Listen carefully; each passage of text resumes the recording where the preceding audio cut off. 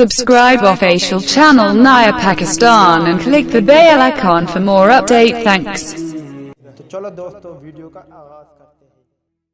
Swing کے سلطان اور قومی کرکٹ ٹیم کے سابق کپتان وسیم اکرم نے کہا کہ احمد شہزاد ایک اچھا کرکٹر ہے اور ان کو اپنی غلطیوں سے سبق سیکھنا ہوگا۔ یاد رہے کہ ٹیسٹ اوپنر احمد شہزاد کا ڈوپ ٹیسٹ 3 مئی کو فیصل آباد میں Pakistan cup one day tournament کے دوران لیا گیا تھا۔ پی سی بی نے اس معاملے میں غیر معمولی تاخیر برتی، پھر ممنوع دوا کا استعمال ثابت ہونے پر انہیں اینٹی ڈوپنگ قوانین کے تحت 10 جولائی کو چارج شیٹ جاری کرتے ہوئے معطل کر دیا گیا۔ پی سی بی نے انہیں سمجھایا کہ اگر ایسا ہوا تو آئی سی سی اور واڈا اسے چیلنج کر سکتے ہیں۔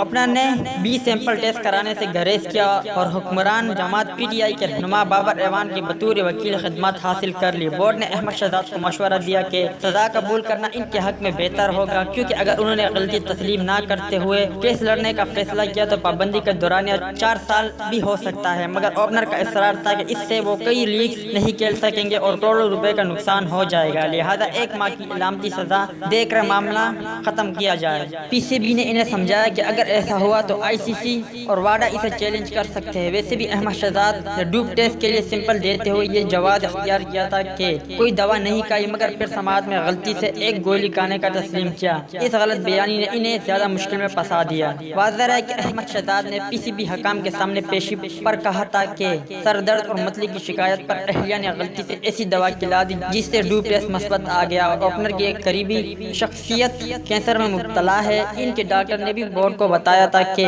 وہ جو دوا استعمال کرتی ہے اس میں ممنوعہ جز بھی شامل ہوتا ہے۔ وہ گولی احمد شہزاد نے غلطی سے کھا لی تھی۔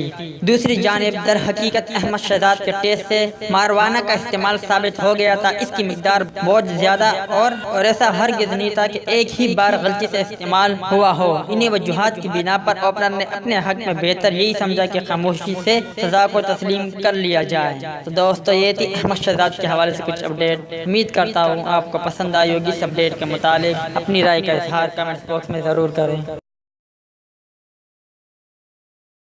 تو دوستو امید کرتا ہوں آپ کو ویڈیو پسند آئی ہوگی، تو لائک کریں، شیئر کریں، سبسکرائب کریں اور بیل آئیکن پر ضرور کلک کریں۔ میری دعا ہے کہ اللہ تعالیٰ آپ کو، آپ کے گھر والوں کو، آپ کے دوست احباب اور رشتہ داروں کو سدا سلامت رکھے، اور اللہ تعالیٰ سے دعا ہے کہ غم آپ کے قریب بھی نہ آئے اور خوشی کے بارش آپ پر ہمیشہ برسے۔ آمین۔ ویڈیو دیکھنے کا شکریہ۔ اللہ